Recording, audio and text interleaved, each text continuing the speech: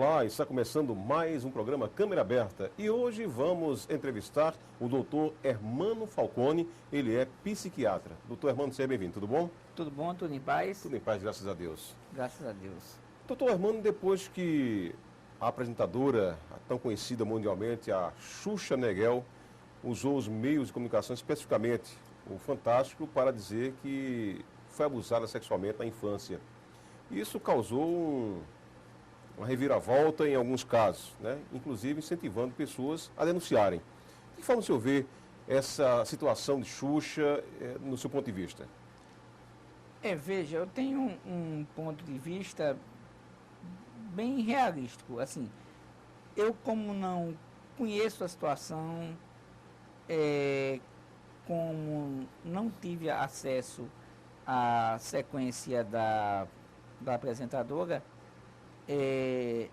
eu acho positivo no aspecto que estimula pessoas a divulgarem e, consequentemente, a falarem. Eu não posso falar muito sobre isso, porque, como eu estou lhe dizendo, foi um depoimento dado na televisão e, por exemplo, minha prática clínica é bem real. Eu trabalho com adolescentes e crianças vítimas de abuso e essas chegam para tentar resolucionar os problemas e dificilmente nós conseguimos. Uhum. Doutor Hermano, quais as consequências? A Xuxa, me parece, foram aos 3 anos de idade, né? Mas, independente da idade, qual a consequência disso, de um abuso sexual, na vida de uma criança que está ainda na fase crítica, né? Que é tomar conhecimento das coisas? A formação, o desenvolvimento é totalmente atrapalhado, existem algumas complicações ocorrem, rendimento escolar, depressão, em alguns casos tentativa de suicídio. Uma atriz assim que eu estudo bastante, eu leio muitas biografias, algumas em inglês, a Marilyn Monroe, né? Assim, eu posso falar um pouco mais dela do que de Xuxa, porque eu me detive no estudo, inclusive vou publicar futuramente um livro sobre isso, sobre essa história de abuso na vida dela, né? Vários abusos físicos, sexual e psicológico, são os 3 tipos de abuso. Só para situar quem está ouvindo, na realidade, quando a gente fala de abuso, a gente se refere muito ao sexual, mas existe o psicológico e o físico. E nesse caso da Marilyn Monroe, ela sofreu os 3 tipos de abuso. Consequentemente, assim, a vida dela termina com o suicídio, mas precedido por uso de álcool e drogas e uma bipolaridade que foi desencadeada por tudo isso. Doutor Hermano, agora, quando a pessoa guarda muito tempo isso, né, chega a idade que chegou a Xuxa, está no dia de hoje, e isso, depois que ela passa a desabafar, a contar o relatório que aconteceu, tem um certo tipo de destravamento na condição física dela, que ela acumula muito tempo esse problema na cabeça, né? Uma sugestão, quem sou eu para sugerir alguma coisa a uma celebridade tão importante como Xuxa Meneghel, mas assim, seria interessante uma publicação de um livro, né? Eu acho importante até para alertar as pessoas e para ajudar. Talvez seja uma catarse muito importante, uma publicação nesse aspecto, acharia bastante saudável. Certo. E de que ponto de vista se observa uma criança que é abusada, infelizmente também pelos próprios pais? Nesse aspecto é muito complicado porque a criança é coagida a não falar. Infelizmente há um pacto dentro de casa de não comentar nada e a criança fica sempre em desvantagem. Basicamente isso nós observamos na clínica, no dia a dia. O médico é óbvio que jamais vai poder fazer a denúncia, tem que ser uma equipe muito profissional, levar para o conselho tutelar, levar para a vara da infância, abrir uma investigação. É um processo extremamente complexo, principalmente quando o abuso sexual não envolve penetração ou alguma lesão visível, porque tem vários tipos de abuso e alguns não envolvem lesão. Esses são realmente complicados de detectar, a não ser através de longas coletas de depoimentos que vai desde a criança até os pais e os familiares ao redor. E também, infelizmente, acontece sempre com a conivência das mães também, né?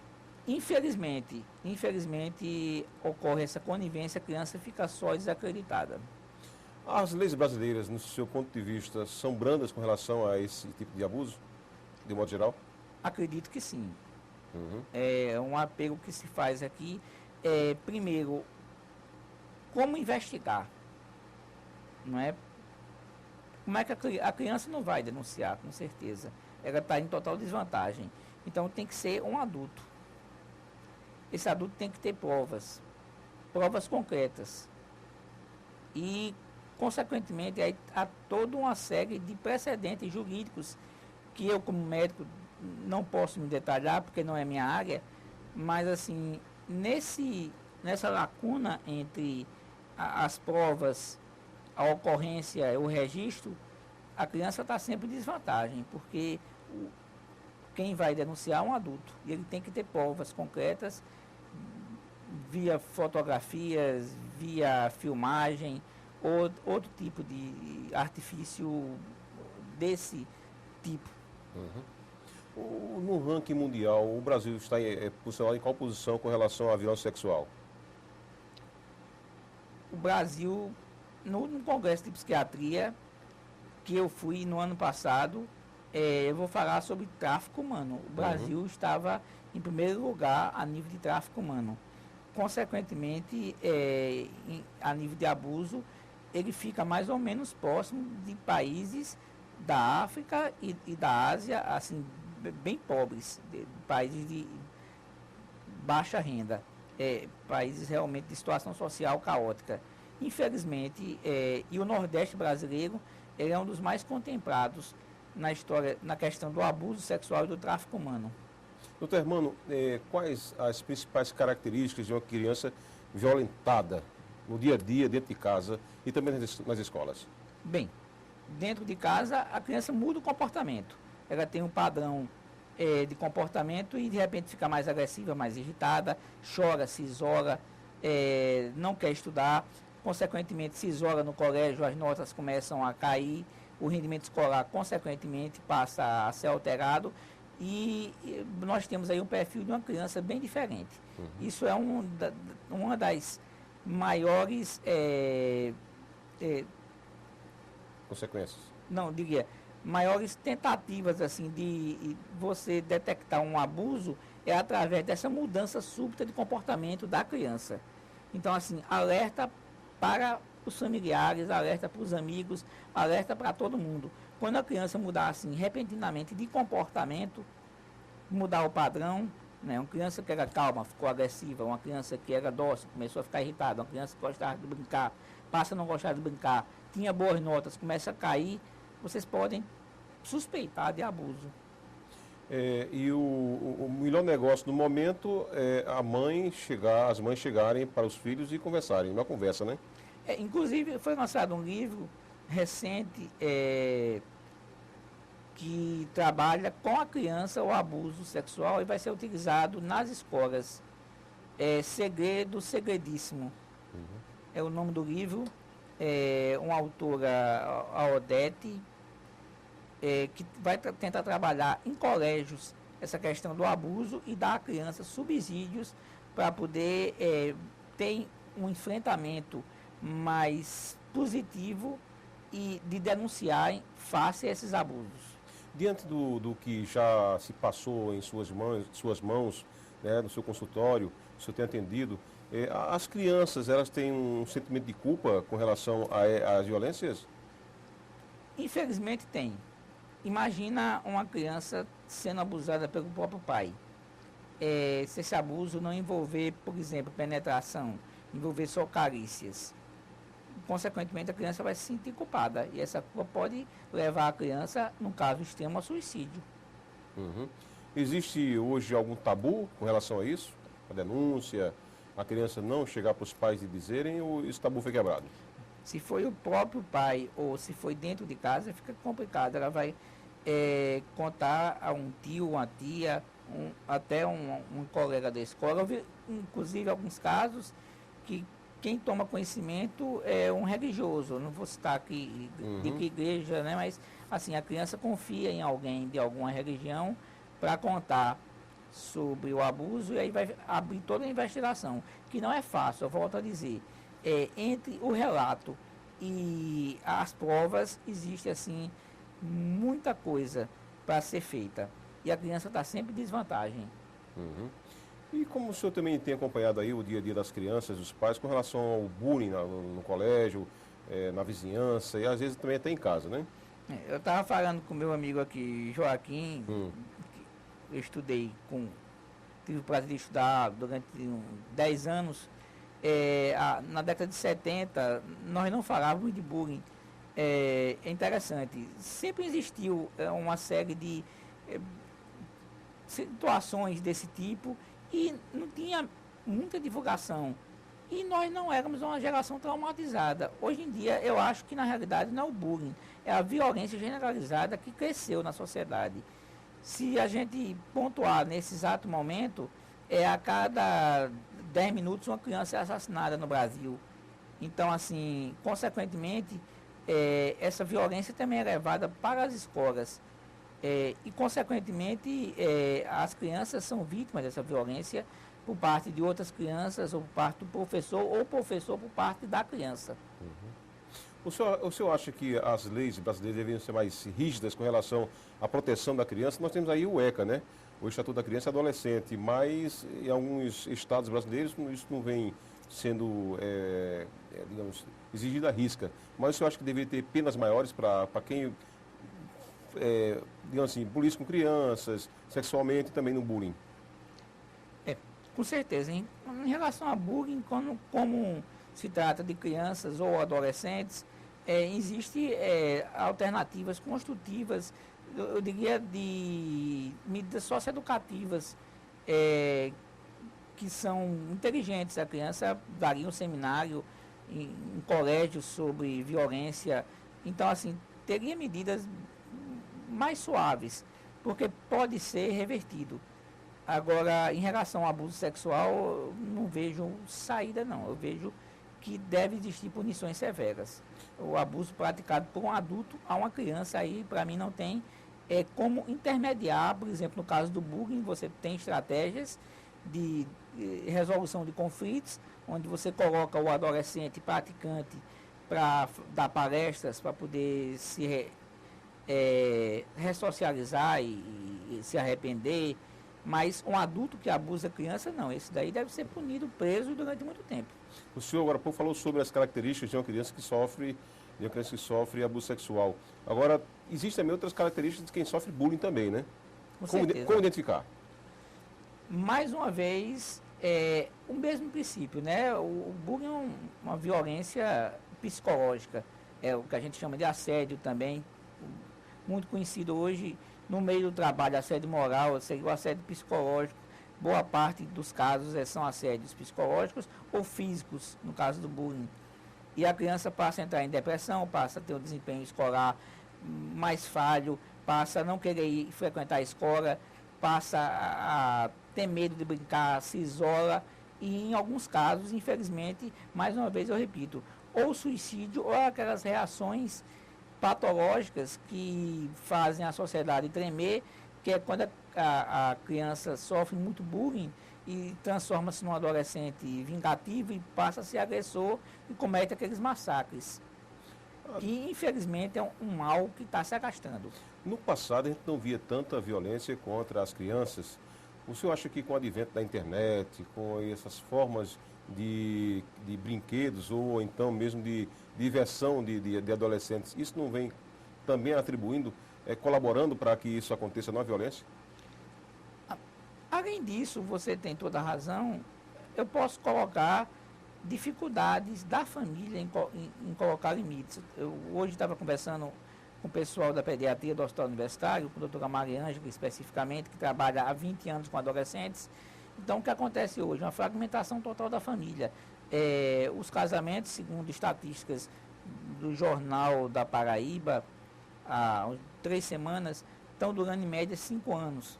E, consequentemente, você vem de famílias refeitas e aquela família que foi desfeita vai ter sempre rixas entre a mãe e o pai consequentemente, briga pelo poder do filho, divisão, e tudo isso acaba gerando uma falta de limites.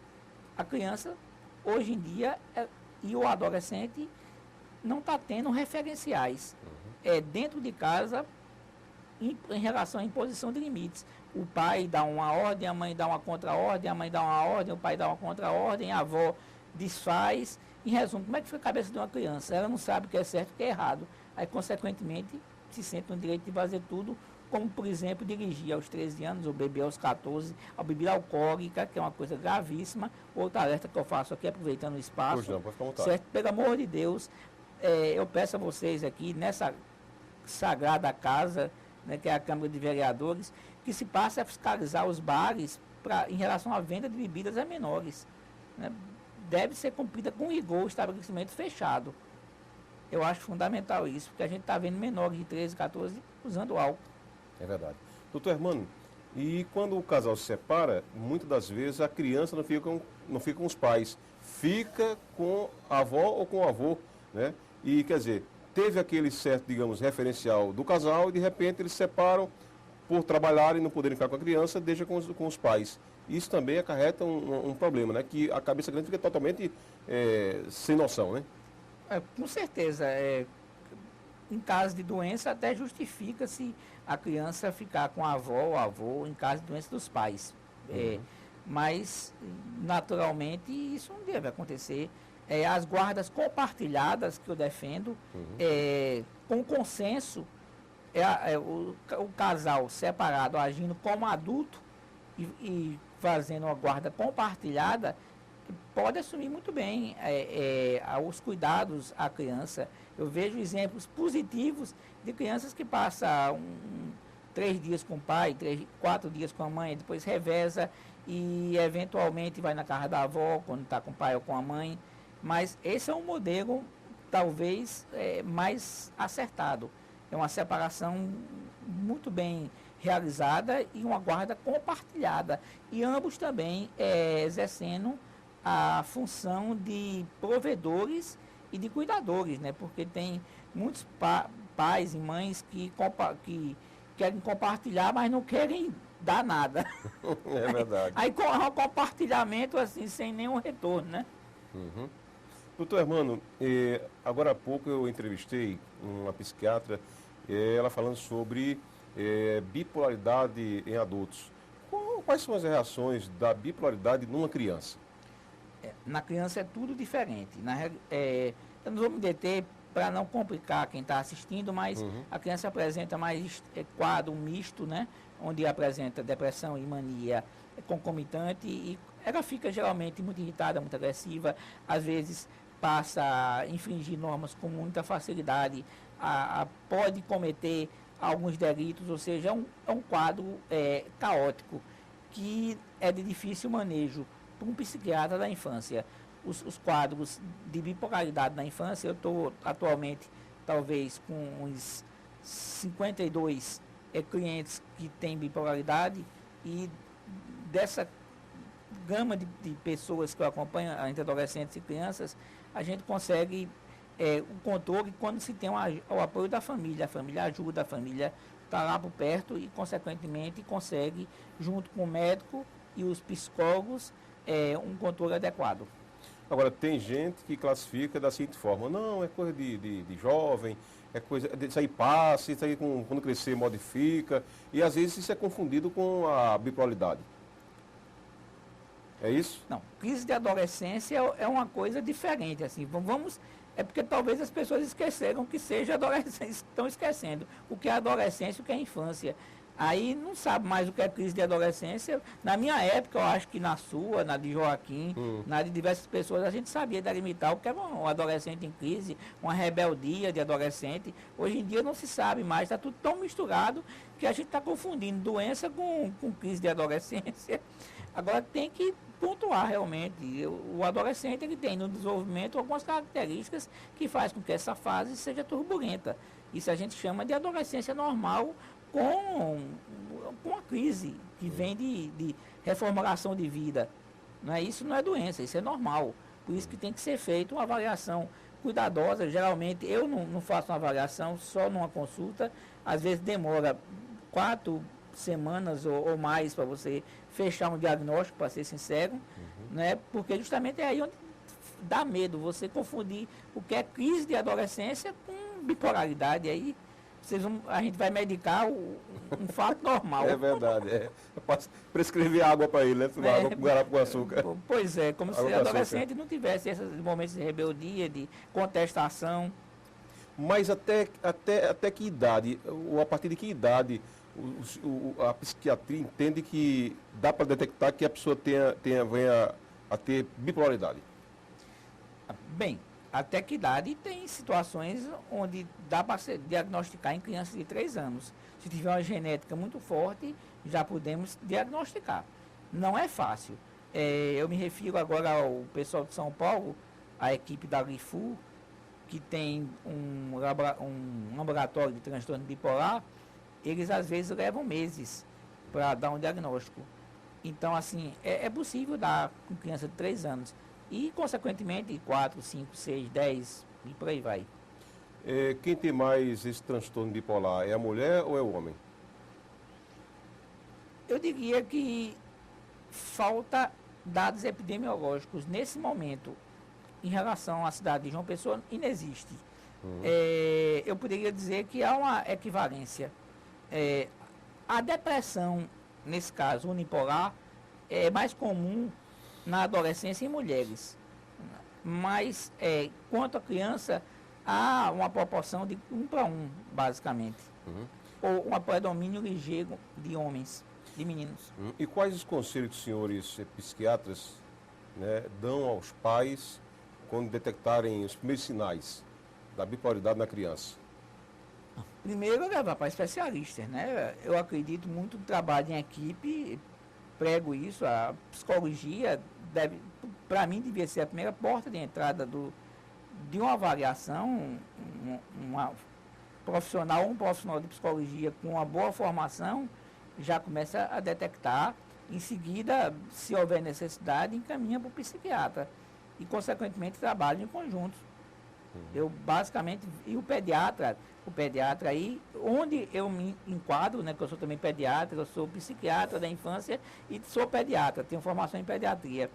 Então eu faço um trabalho muito extenso, mas com uma área de pediatria que eu me identifico bem mais do que psiquiatria, é paradoxal. E depois de detectada a bipolaridade da criança, que conselho os senhores dão aos pais, aos irmãos, irmãs, na convivência do dia a dia? Que isso deve ter um ajustamento, né? A primeira coisa é união familiar. Primeiro passo, a criança tem como se tratar e tem como ter uma vida normal. Primeiro passo é convencer a família disso daí. Pode ter uma vida normal e pode, consequentemente, terminar o colégio, casar, ter filhos, em resumo, ter uma sequência sem nenhum tipo de intercorrência. E o trabalho está nisso daí, né? Nessa rede de apoio. E quais os tratamentos? Bem, da parte que me cabe como psiquiatra, né, porque eu não posso adentrar na parte da psicologia, que é muito importante e fundamental, sem essa parte eu não caminho. Temos muitos recursos medicamentosos, por uma questão de ética eu não citaria aqui, mas trabalhamos com estabilizadores de humor, estabilizador de humor, antipsicóticos, e tem uma gama de medicamentos que ajudam a controlar essas crises em crianças e adolescentes. Quantos segmentos na medicina são utilizadas para ajudar uma criança bipolar? Tem a psiquiatria, a psicologia e o que mais?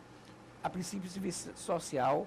Se você pegar uma estrutura de CAPSI, que é o Centro de Atenção Psicossocial à Infância e Adolescência, nós temos o serviço social, a enfermagem, a psicologia, a própria fisioterapia, a terapia ocupacional, a fonoaudiologia. Então, é uma equipe. O fundamental em criança é trabalho em equipe. O trabalho isolado é extremamente fragmentado. Os colégios da rede pública e também particular estão preparados para acolher essa criança com bipolaridade? Você me pega numa pergunta extremamente complicada. Complexa, né? Complexa, precisaria de uma pesquisa. Eu não posso nem tecer críticas, nem fazer uma avaliação. Eu diria que algumas escolas me procuram, também não vou citar quais, não posso nem devo eticamente fazer propaganda, mas algumas escolas me procuram e têm um compromisso. Outras não. Outras basicamente não procuram e têm uma visão preconceituosa. Eu cito só como exemplo essas que procuram, que chegam a se comunicar e às vezes mandam até profissionais da escola para conversar e para a gente chegar a um tipo de acordo em relação a criança ou adolescente. Essa criança com a bipolaridade, ela pode ser classificada como criança especial? Não. Não, né? Criança especial aí já é outro conceito, aí a gente já abre outro leque de debates, certo? Aí seria criança portadora de transtorno mental, que é passível de tratamento, é passível de estabilização e reinserção social. Criança especial, a gente já está entrando dentro de uma área que envolve autismo, retardo mental e outras categorias que já merecia outro tema, outro debate, né? Mas não é com uma criança especial. Doutor Hermano, como o senhor vê a antecipação da vida sexual de uma criança e de um adolescente, ela despontando para a sensualidade? Com que visão o senhor tem isso aí hoje? Pergunta ótima, agradeço essa sua pergunta, porque teria que ser feita. A sexualização, a hipersexualização precoce de crianças, eu vejo de maneira muito negativa.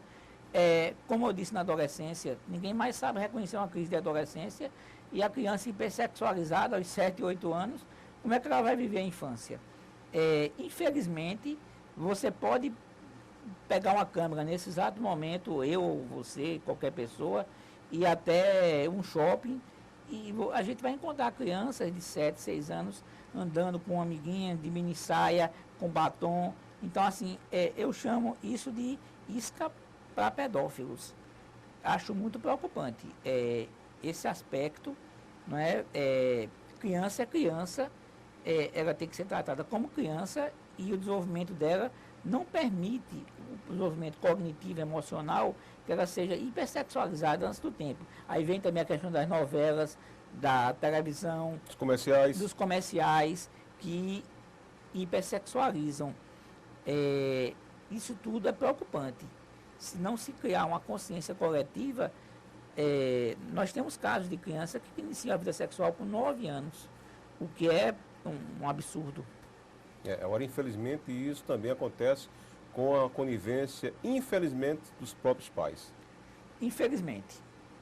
Infelizmente, até porque a criança não vai se maquiar, vai para o shopping sozinho com 7 anos. É verdade. Doutor Hermano, foi um prazer tê-lo aqui. Se o senhor quiser deixar algum contato, algum e-mail, algum site, fique à vontade para orientar os pais também. Nós temos uma comunidade no Facebook, Negligência e Abuso Nunca. Meu e-mail é hermanojosé, com H, hermanojosé@uol.com.br. E basicamente isso daí, assim, essas duas linhas de frente que nós trabalhamos, né, em redes sociais. Eu uso mais o Facebook, não tenho Twitter, até por causa do tempo. Nós temos uma vida extremamente, a gente tem que optar, né? E tem o meu e-mail também, pessoal particular, né? hermanojosé, com H, @uol.com.br. Agora, antes de encerrar, eu gostaria de mostrar uma coisa. Lógico que deixar para o final. A Divina Comédia na Terra do Nunca. No ano passado foi lançado esse livro, A Divina Comédia na Terra do Nunca. Foi lançado lá em Zaguinha, Centro Cultural. E nossa intenção é uma leitura fácil, curta, alertar os pais e familiares sobre os diversos problemas enfrentados por crianças e adolescentes. Então, assim, é um livro introdutório para quem quer se inteirar dos problemas ligados à droga, a bullying, a sexualização precoce, a suicídio. Fácil acesso e mais barato do que um McLanche feliz. Bem mais barato, assim, tá? Onde é que se encontra? Na livraria Esquina das Letras, lá em Zarinha. No momento, eu não tenho tanto lobby assim. Espero que algum dia minha carreira de escritor de lanche, apesar de ser amigo, eu gosto muito de Augusto Cury, assim, né? E ele até me incentiva a escrever, mas por enquanto não tenho ainda esse lobby, não. Vai chegar lá, viu? Mas aí no momento está disponível em Zarinha, pode procurar Domilson à tarde, ele está sempre por lá, e está nas prateleiras. E a gente, de vez em quando, está até vendendo bem. Eu pensei que não ia vender nenhum. Nós já estamos com 30% de livros vendidos. Que coisa boa, né? O que é uma coisa, basicamente, uma vitória muito grande, que eu agradeço a todo mundo que comprou. Certo? Obrigado a vocês. E qualquer coisa pode entrar em contato comigo através desses meios de comunicação. E também até para comprar o livro também, né? O livro ele se encontra, pode... Se quiser que eu autografe, só é falar em Zarinha, deixa lá e eu autografo, não tem problema nenhum. De graça, né? O autografado. É claro, não, de graça. O livro, na realidade, não tem finalidade lucrativa, para ser bem sincero. Né? Eu gastei bem mais do que ganhei, mas é uma função social, você divulgar alguma coisa, né? É verdade. Eu falei brincando, gosto de assinar que o autógrafo é grátis, né? Por mim seria tudo grátis, mas eu tive uma certa despesa e tenho que cobrar uma pequena taxa. É verdade. Mas é mais barato que o McLanche. É verdade. O preço de banana. Com certeza. É uma rapadura. É verdade, um pedaço. Foi um prazer, viu, querido? Obrigado, tudo de bom, viu? felicidade. Tudo de bom. A você também, o nosso muito obrigado. Até a próxima.